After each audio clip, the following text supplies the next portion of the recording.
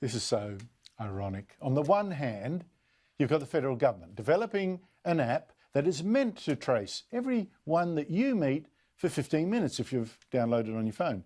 That's its coronavirus app meant to help track people who might have got infected.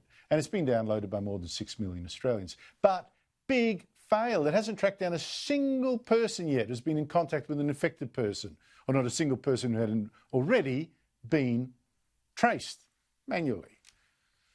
That's us. Then, on the other hand, you've got a Chinese company. It's developed a popular video app, TikTok, that is said to be so clever that without you knowing, your user information can be sucked up from it by the Chinese regime. Result, India has now banned the app, the US looks like doing it, and the Australian government is also considering a ban. Joining me is technology writer Ben Aylett, former Chief Information Security Officer for Romtech Australia, now owner of Easy Wireless, Easy with a Z. Ben, thank you so much indeed for your time. Can China actually use TikTok to get users' information, do you think? It certainly seems to have that effect. So it is a social media app, and it collects a bucket load of information. Now, what they do with it, of course, is another matter. We don't know exactly what is done. Now, TikTok is a business that's trying to make itself look like that they are separated from China, and they are doing this by establishing headquarters around the world. So they're trying to, I suppose, assure us that they are doing the right thing and respecting local laws. The thing that's getting the security experts a little wary is that it's still owned by ByteDance, which is a Chinese company.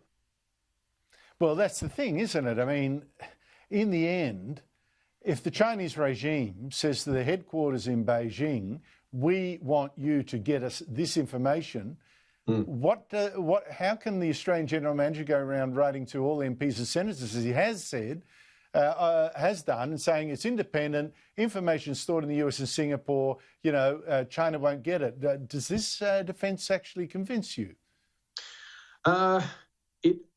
It doesn't assure me that it is going to be completely above board. It doesn't tell me that they are going to do the wrong thing, but it doesn't assure me that they will be doing the right thing. And the doubt is where the problems begin. So that they do have to, I suppose, go on a track record. And, if they've been doing good things in the past, and we've got no reason to believe they'll be doing bad things in the future. But then it really is down to the actions of the companies and the respective governments. Well, here's the thing too, Ben. Apple developers recently, and it's not just TikTok, to be frank, it's a few, but TikTok was in them. Apple developers recently caught TikTok trying to access the clipboards that on the iPhone handsets that it's been downloaded to. Now, is that a big deal? It could be a big deal. It depends, again, on how it's used. Now, TikTok have been saying they've been using that to help slow the spread of misinformation and other news. And I suppose on the face of it, that is a noble thing to do.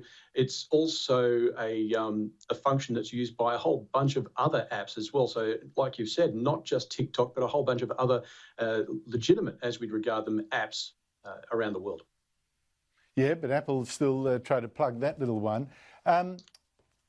Big question then, should Australia ban TikTok? I mean, would you use it?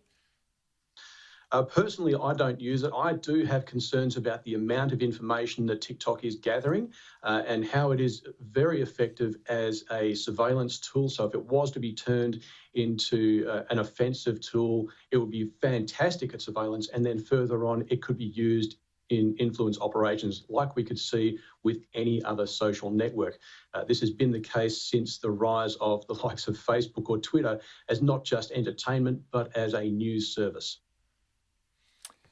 Yeah, the difference being that this one's got headquarters in a communist Chinese regime that is not necessarily friendly to Australia. But Ben Aylett, thank you so much indeed for that background. Really appreciate it. Absolute pleasure.